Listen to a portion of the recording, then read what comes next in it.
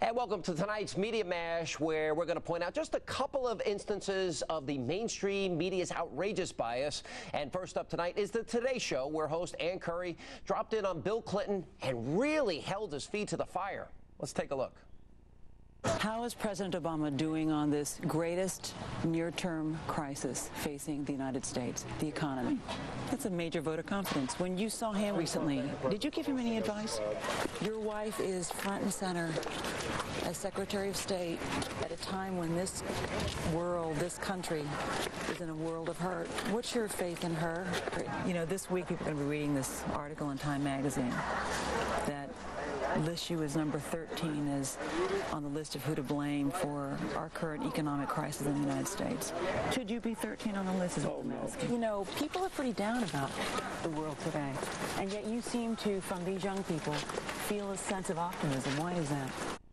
Well, at least she got to the really important questions. Now, why would Ms. Curry want to ask about something like, say, all the donors to President Clinton's foundation and the conflict of interest that they'll pose as Secretary Clinton serves out her term?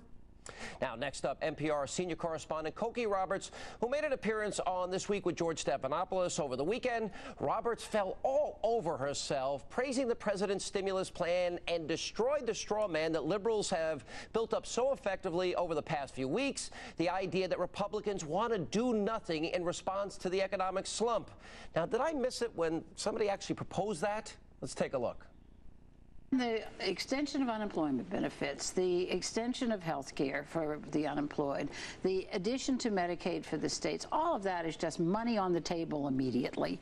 And I just think that when you're in a situation like this, to do nothing is so irresponsible that you can't get away with it.